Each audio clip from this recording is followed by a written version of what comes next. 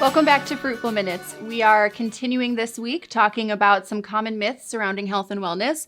And this week is kind of a big one. So we're talking about sugar, which I'm sure you guys could already determine where this is going. But sugar is bad for you. All sugar is bad for you. Right. Where did this come from? How do we balance this out? Right. So a lot of, like all sugar is bad. Not true, right? Okay. There's naturally occurring sugar in things like fruit, right? Yep.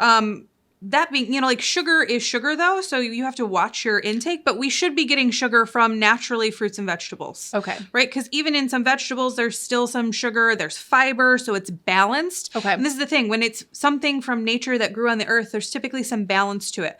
If all you're eating is fruit all day, every day, you will have some blood sugar issues, right? Yes. Like there's just too much sugar in Right. only fruit. Right. But not all sugar is bad. Honey and maple syrup, there are really nutrient-dense foods that have more sugar. Okay. Now, that doesn't mean we just go eat all the honey all day, every day either, right? Right. Yeah. It's hard to find that balance because we go from hearing that sugar is bad for you. We're talking about the processed and also, like you said, it's the consumption of, like the excess amounts of. Right. On the other end of the spectrum, though, we get into the healthy sugars. Yeah. And so that's also a common myth. It's like, where do we find all of a sudden that coconut sugar is just like good for me? Does that mean I'm taking it like vitamins? I mean, like, let's talk about that.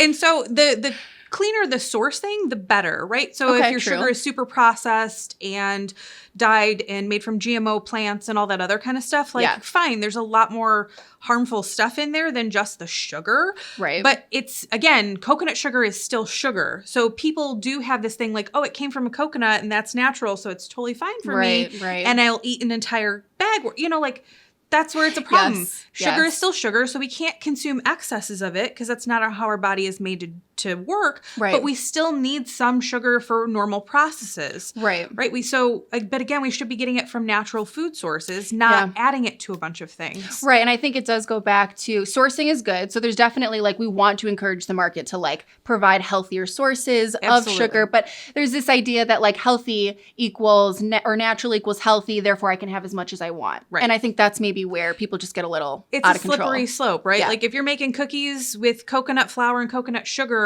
and you're eating those all the time, it's still a cookie, guys. Still too much. It's still Yes, too much. Yeah. In excess, it's still sugar, Yeah. it's still inflammation, it's Yes. still causing imbalance. Yes. It's got to be kept in balance. And it's all about being informed. I mean, I think, make sure that, yes, you do want cleaner forms of sugar, which are, in essence, healthier in that they do provide other nutrients. Right. But like Callie's saying, you don't need to be adding a quarter cup of sugar just because it's agave syrup to your coffee every morning. So definitely balance is key, keeping in mind how important it is to source. But yeah. Absolutely. Huge. Thanks for the insight.